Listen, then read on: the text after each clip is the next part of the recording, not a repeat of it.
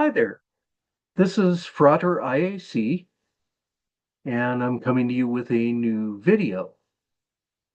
This one is step 2, working the soul mirrors.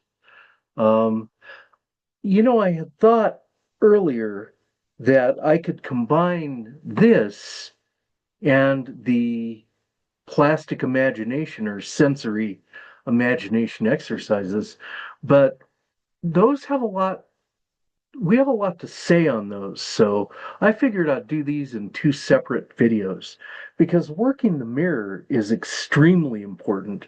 I've said before, this is among the most powerful magic you'll ever do.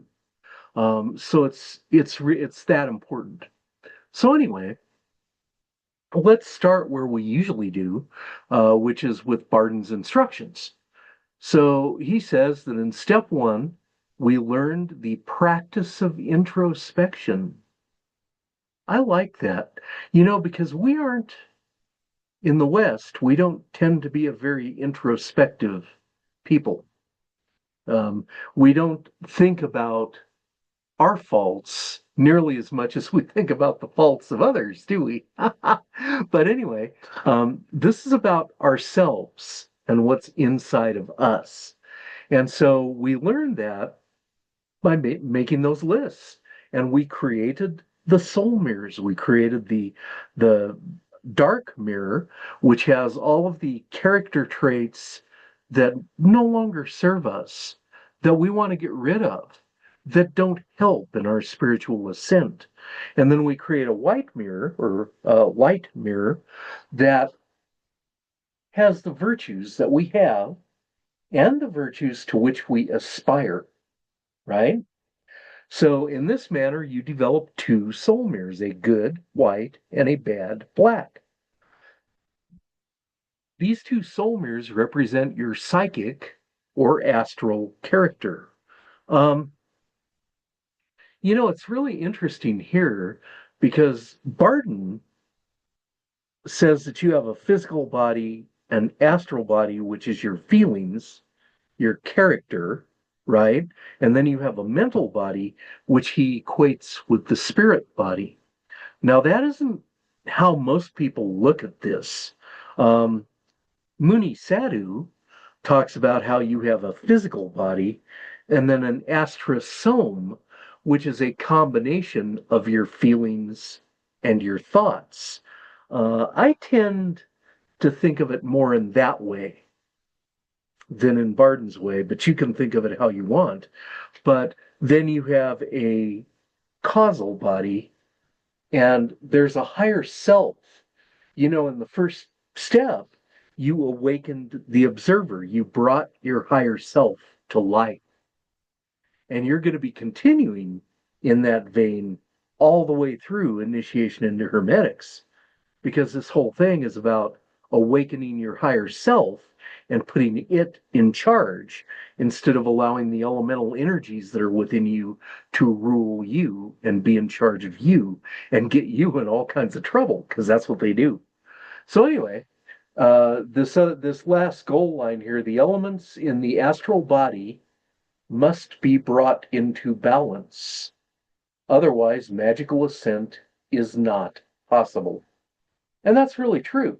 I've told you before, you're walking the 30-second path, the path of Tao, the path of the world, wherein you master these elemental energies within yourself so that you can do magic in the first place.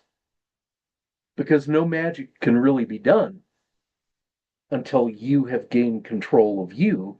And certainly you cannot connect with the Godhead unless you sweep out all this stuff from your astrosome. Got to get rid of it. So anyway, enough of that. A picture's worth 1,000 words, and I thought it would be a good idea to create a kind of a pictorial slide to illustrate what it is that you are doing here. Okay, because you're performing a very, very powerful act of spiritual alchemy. You are transforming that in yourself, which is dark, that no longer serves you, is materialistic, is illusional or delusional and illusionary, I suppose I should say. And you're transmuting those vices into virtues. And as I said earlier, um, the last video I did was done by request, where I had some people ask, hey, would you show us how you did it with the seven deadly sins? And so that's what this is. And that's what I'm going to show you on this video. Now, later on, we are going to be assigning elemental energies.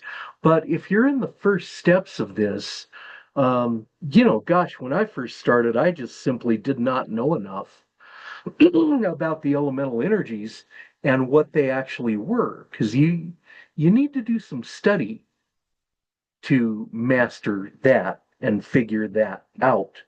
Um, so we're going to use the seven deadly sins in this particular video. So now, as you can see, you have fear, which is an eighth, because the deadly sins are pride, anger, envy, greed, lust, gluttony, and sloth. But man, I noticed fear as the eighth, because there were some things on my dark soul mirror that I could not assign to one of the deadly sins because they were based in fear. And that's fear. The basic fear is fear of death, right? But fear of suffering, fear of not having enough, fear of being left out, fear of humiliation. There's all kinds of fears.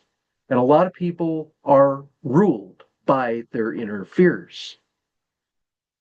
That's, in a very real sense, how wars begin.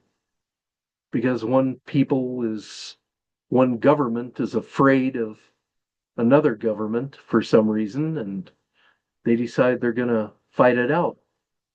So what you're going to do is you're going to use these gold arrows, which are the big five.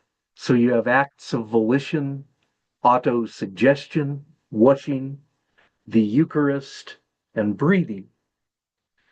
And you're going to use those to actively transmute the vices into virtues. So fear is going to become courage.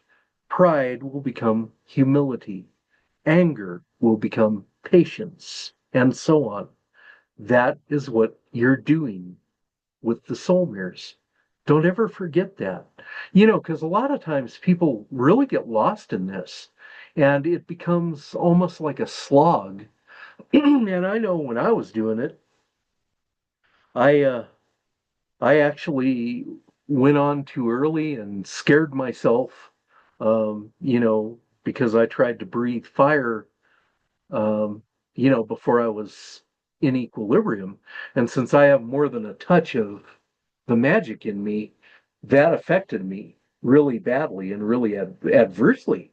And so I had to take a hiatus from it. But, those elemental energies are quite real and quite powerful. So we're going to turn the vices into virtues. Now, you remember these guys, so I won't belabor them, but these are the larvae. These are the larvae that beset you. And this was very helpful for me. When I read the section in Bardon's theory section, and then also I read Muni Sadhu's The Tarot, oh my goodness, he talks a lot about larvae. And that's what these are, astral parasites. They're created by strong emotions, and then they just attach to you and they feed. And so you got to get rid of these things. Well, how do you get rid of them? Well, you transmute them into virtues. And I didn't really cover the virtues at any length in the last video, so I thought I would this time. Um, First of all, look at this little guy who's labeled courage. Honestly, he's me, because I've always been a little short and a little round, and I've never really been very strong physically. So, when I was a kid, there were playground bullies, and I learned pretty fast that you got to stand up to the bullies. You got to suck it up. And look at his eyes. He's mean. Man, I'll tell you what, he's scared to death, you know, but he's going to do what it takes. He's going to do whatever it takes to make it work. He's going to confront those things, and he is going to defeat them. And that is courage. And courage really, most heroes, because I've spoken with a number of people who distinguished themselves in combat during the wars in Afghanistan and Iraq. And, in every case, you talk to them and they're like, well, sure, I was scared. I was scared to death. But, you've got to do what you've got to do. You got to stay alive, and you have to remember the mission. That's how it is. And so you've got to do what's necessary to take care of business. And that's courage. And also, the other thing I'll point out about courage is, it is one of the 4 pillars of your inner temple. Courage corresponds with the element of water, whose God quality is love. Think about that for a minute. Because when you have the courage to face things, even if you're afraid, that shows that you love yourself and respect yourself enough to do what has to be done, even if it might be unpleasant. That's courage. To be scared and to do it anyway. Okay, and then the second thing here, we have humility. And humility is just the key to almost the key to the whole thing. Well, courage, they're all keys, but humility is really, really important. Because you know what? We all have physical bodies. We all have astral bodies. We all have minds, right? But we also have a monad. And that monad is the immortal spirit that is actually part of God. And each of us has a monad that gives us an individual consciousness as an I. But guess what? All of our monads are connected already. And we're all connected with God already. Divine Providence, the Inself, whatever you want to call it, God, we are already there. We're already connected with each other. We're connected with God. We're connected with the sacred earth. We're connected with the spirits, because there are literally billions of spirits. We are connected with them, and we are connected with divine providence.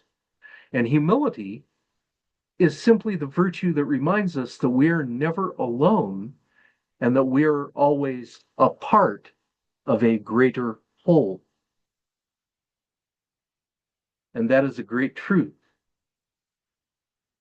The next virtue is kindness, and it offsets envy. Because when you're envious of somebody, you're jealous of them. You want what they have. Like in the book in the Bible, King David, lusts after this lady Bathsheba, and she's the wife of this guy, and I can never remember that guy's name, but David basically says, oh yeah, you're a mighty warrior, I need to send you on a special mission.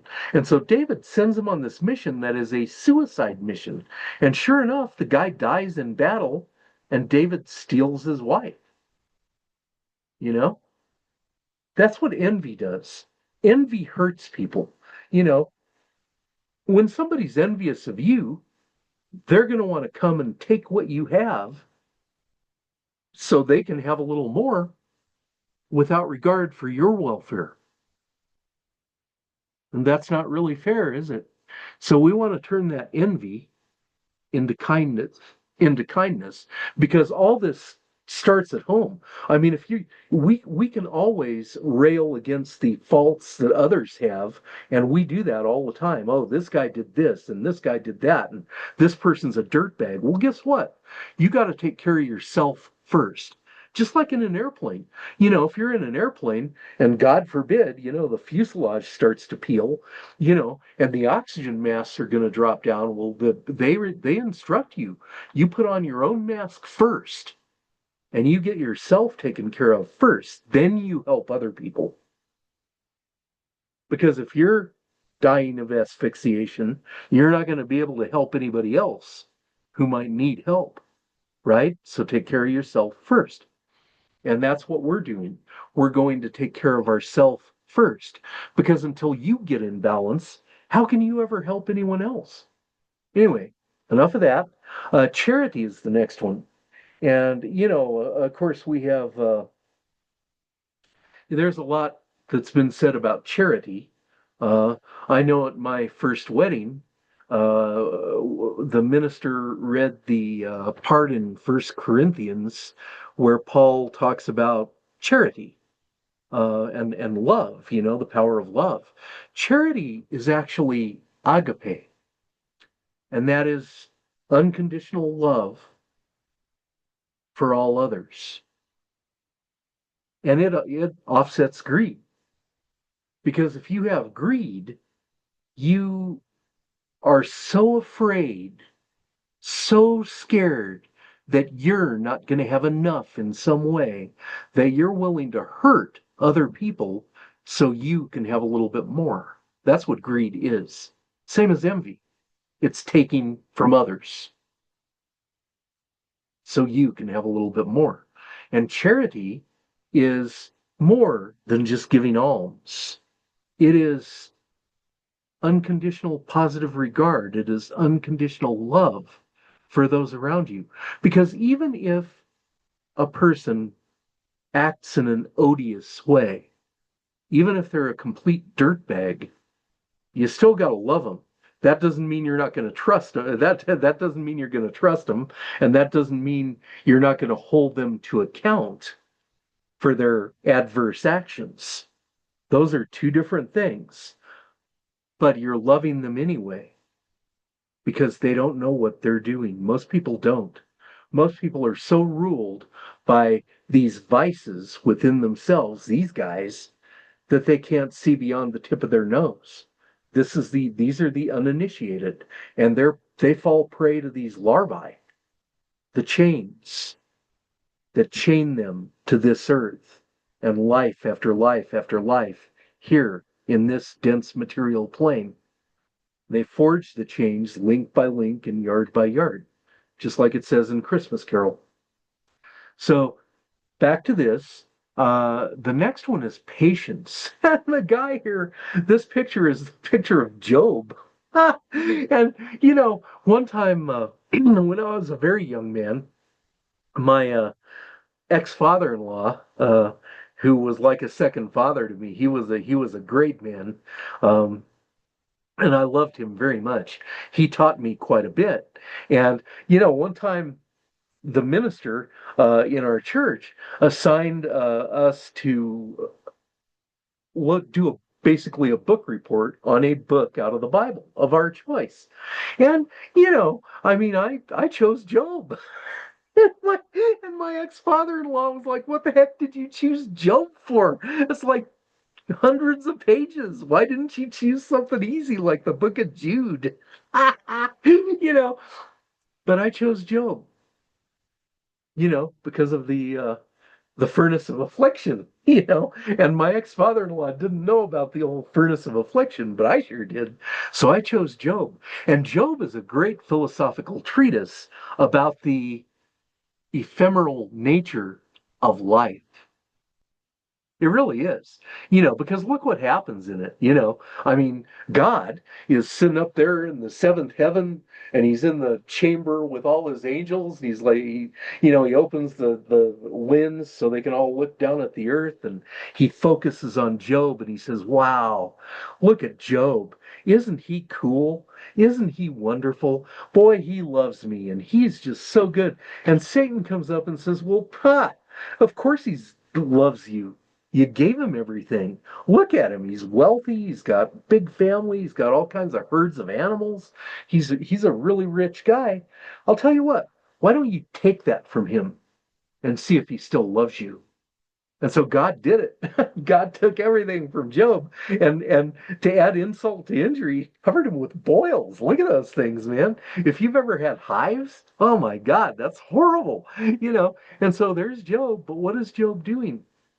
Job's wife said, why don't you just curse God and die? And Job wouldn't do it because he loved God. And his friends came by, his erstwhile friends, and they said, well, you must have screwed up in some way to have this happen to you. And Job was like, no, I didn't. It just happened. But I still love divine providence, And in the end, Job got back everything he lost. I don't know how you'd get back your kids after they're lost, though. But the book had a somewhat happy ending. But the point is that patience really is the opposite of anger. Because, how many times, if you're faced with any kind of adversity at all, because in the West, we tend to be very impatient. And so, you get faced with some adversity, like there's an AI that screens you if you're trying to call a customer care, and you end up screaming, agent, agent, agent, and you get all bent out of shape. How many times has that happened to you?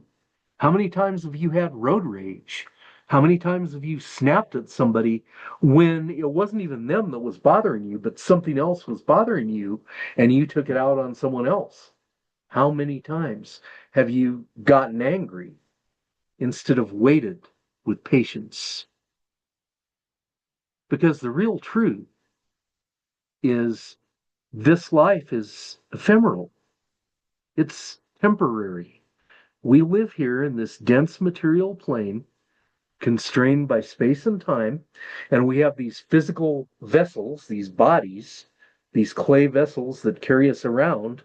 They carry around our psyche, our astrosome, and they house our immortal spirit. And we have to have them to navigate in this dense material plane. That's how life is, you know? And so you've got to realize that this life is going to end. And when it ends, your consciousness is going to move on because the consciousness cannot die. Ideas have form, feelings have form. And that is a great truth. So hold that thought because we are going to be coming to grips with that at length in subsequent videos. When you create something in the astral realm, it can last for centuries, millennia, you know, because thought has form, feeling has form. They are as real as the table that's in front of you. Don't forget that. Chastity is the next one, and I pictured it as a dove. And chastity, of course, is the corresponding virtue that offsets lust. And lust is objectification. Lust is you desire something so badly that you make it an object to be conquered. You've all heard of playboys that put notches in their bedpost, or gunfighters back in the Old West that put notches in their guns because they lusted after victory in gunfights. Lust is just, it's the objectification of whatever it is that you're lusting after. So if you lust after um, a woman, you're objectifying her, you're making her body the object of your lust, or his body the object of your lust if you're female and you lust, it doesn't matter. I mean, you're objectifying that other person. Where's the respect? Where is the regard for them as a human being? Because everybody, regardless of their gender, has within them aspirations, hopes, loves, fears. And all of us are precious in the eyes of divine providence because all of us were created from divine providence. Our higher selves are part of God. So, you need to have respect for the people around you. And that's what chastity is, respect. It is the recognition of humanness of someone else. So instead of treating them as an object, you're treating them with the respect they deserve simply because they are. That's what unconditional love is. Um, I was meditating one day, and, I've always been a high performer. I can work circles around most people. Um, and I don't say that to brag because my skills are all on loan. I mean, God gave me the talents I have to navigate this particular life and has presented me the situations I need to become who I am. But I didn't do that. Those were gifted to me. They're on loan. And so I've tried to use my talents well and wisely. But I had this real insight, when I was meditating, because I opened myself up to see if I can get insights from divine providence. And the insight I got was we don't really need to do anything to be loved by divine providence because it is love and life. And so no matter what, you are loved. But then that love, that realization that you're loved no matter what, at least in my own case, causes me to want to pour it on even more to help others around me. But I'm loved no matter what, whether I did these videos or not, whether I do any of this or not, I am still loved. And what a great freeing thing that is. Joyful. And, that realization brings peace. And then diligence is our next virtue. And, I know my daughter was, when she was a little girl, we had this piano.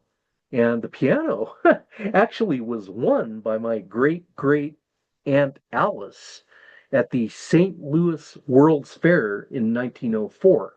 Seriously. And I forget the brand of it, but it was, it's a nice piano.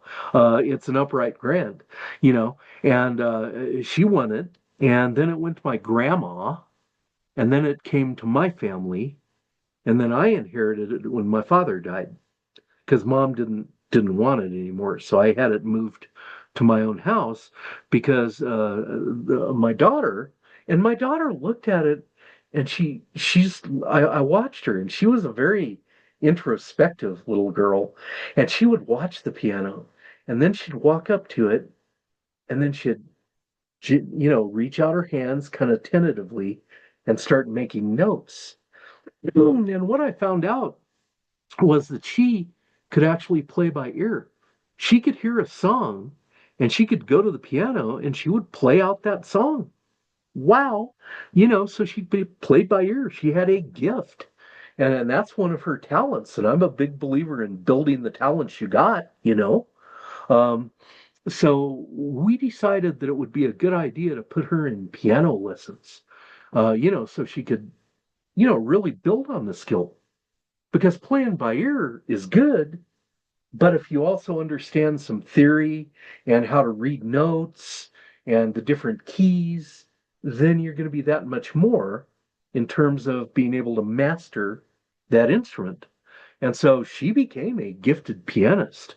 I mean, she's just amazing. And,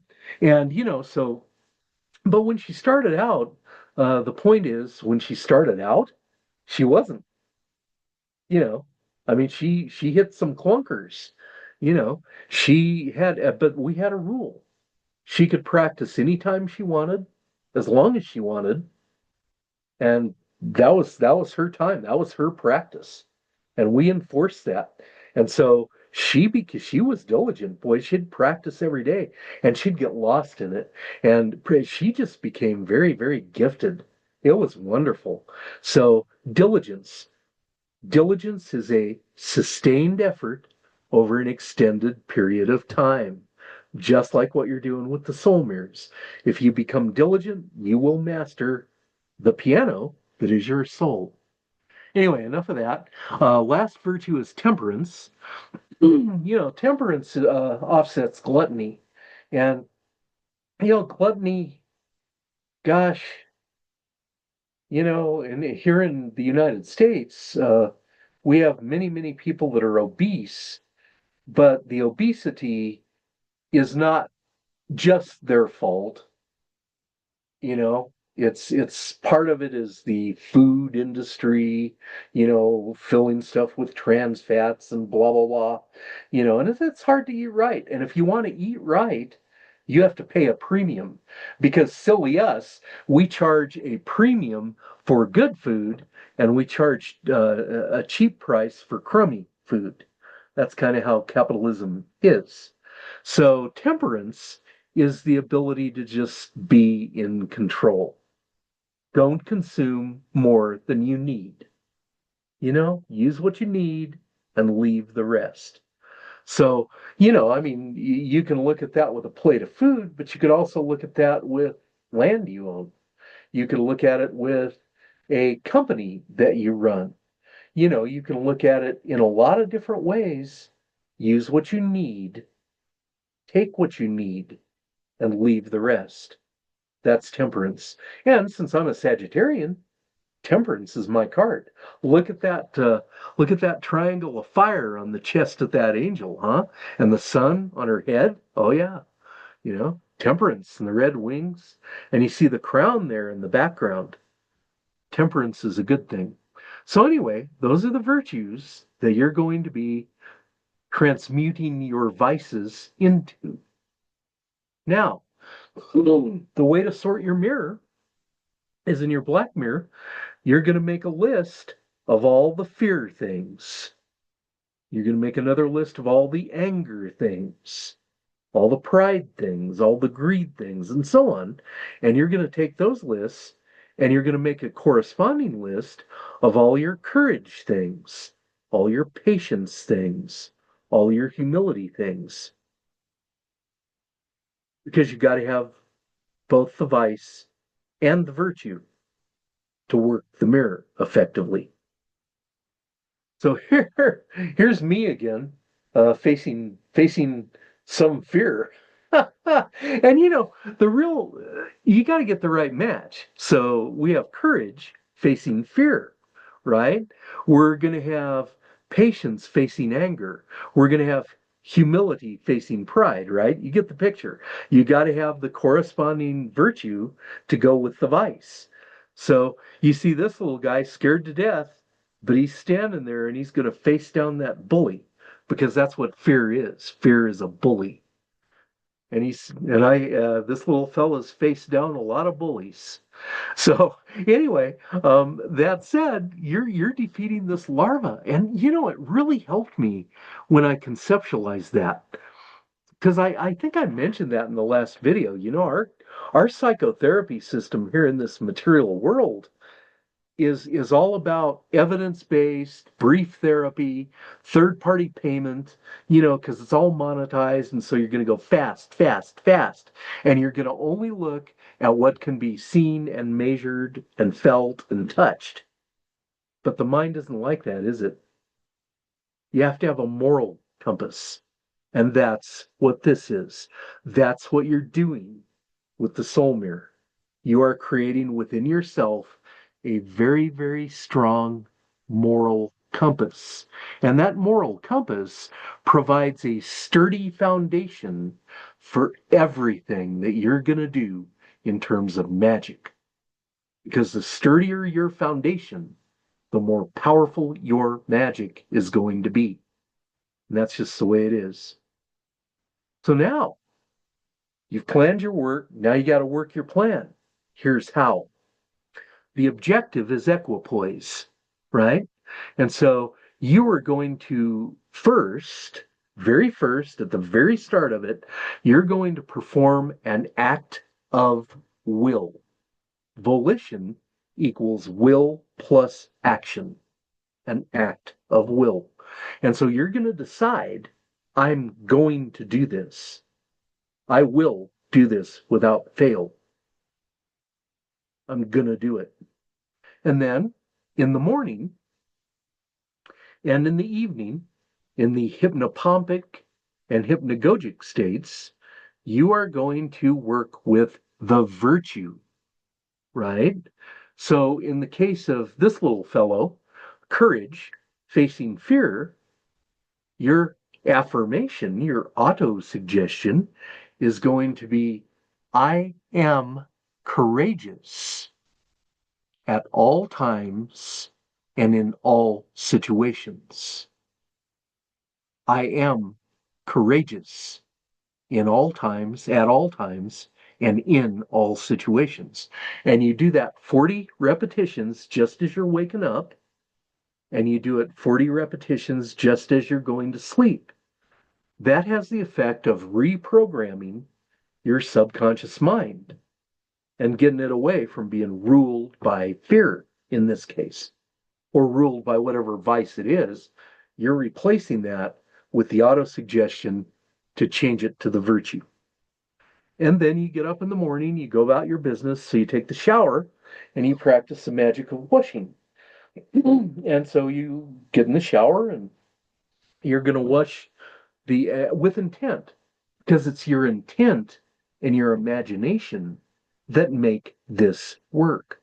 So when you get in the shower, you're going to imagine that you can feel the vice, because this time you're working with the vice and wishing it away.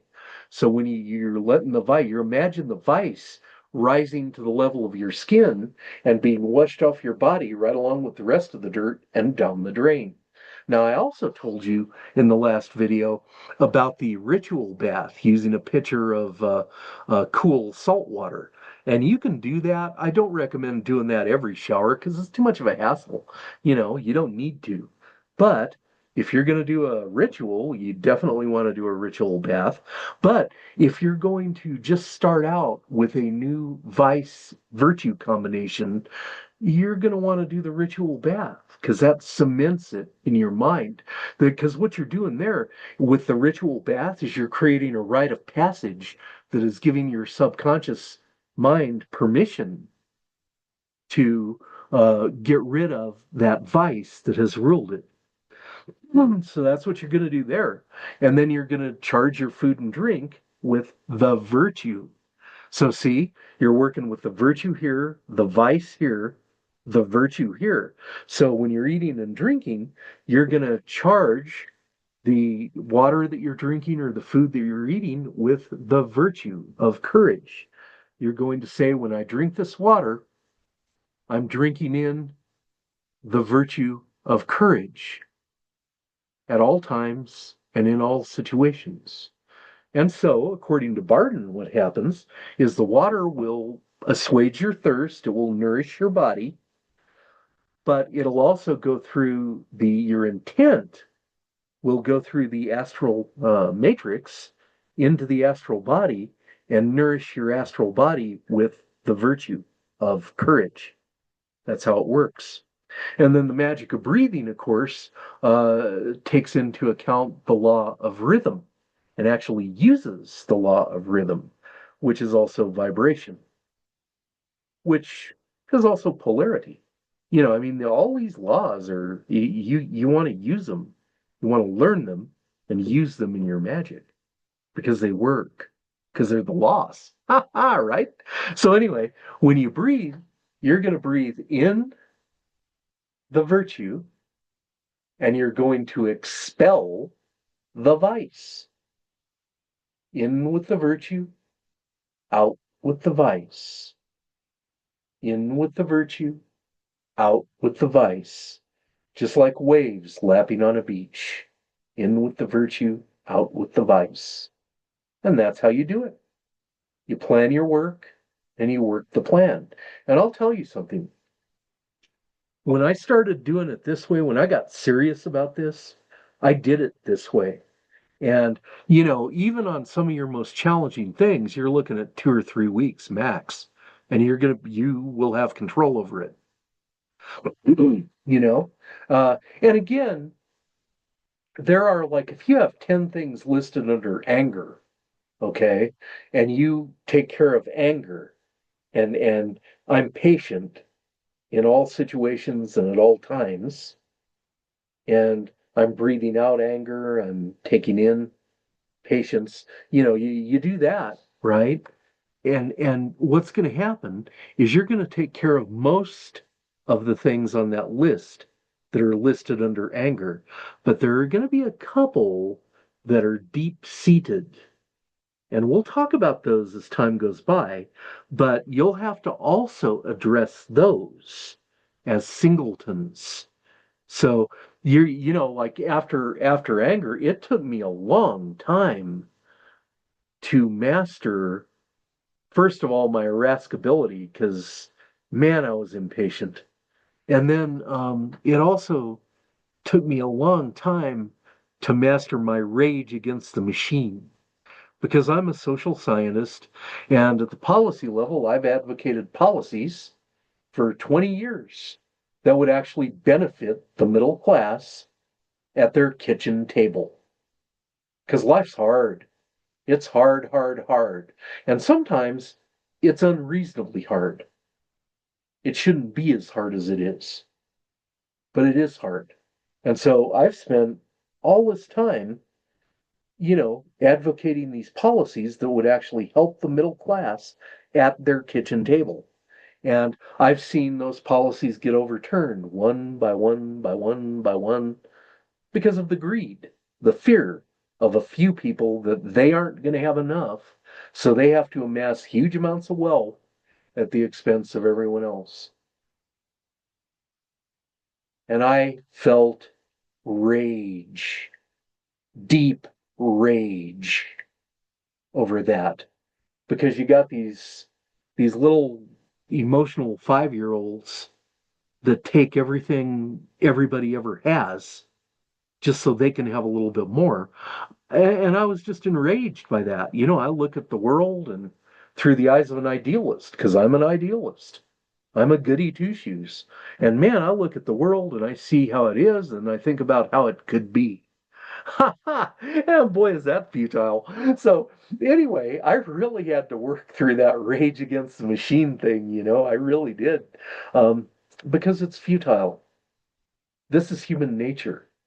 There's nothing I'm going to be able to do to change that. And to rage against something that you have no control over is insanity. And it took me a long time to learn that lesson. So be mindful that you're going to get rid of most of it, but then you got to, it's like when we, in my class on Perseus, when we made the fluid condenser, you got to strain it several times and get that stuff out of it. That's the same thing here. You know, you got to keep straining it with these soul mirror techniques. So anyway, that's the deal. And now, in the next video, I really want to have some fun, because it is fun. We're going to be talking about developing the sensory imagination. And I've seen so many people have a hard time with, oh, I can't visualize. And I could always visualize. I never had problems with that. I had problems with the auditory. I couldn't hear in my mind. And there are some basic things that I'm going to try and show you about how I mastered this stuff, because it took me a while to figure it out, because, and just a hint, kind of leaving you with some food for thought. Um, when you are visualizing, for instance, don't strain your physical eyes, because your visual imagination is not centered in your physical eyes. It is centered in the corpus callosum and your visual nerves. These are the 12 cranial nerves that you have. That's the third eye. And the pineal gland has long been considered a third eye, because it is visually stimulated. And it's the corpus callosum is that inner part of your brain that, translates everything into what your physical body can deal with. That's how it works. And so we want to develop our sensory imagination, but we're not going to be using our physical sensory organs as we do that, if that makes sense. These are the astral organs. Have you ever wondered about those? Food for thought. And so until the next time, um, be blessed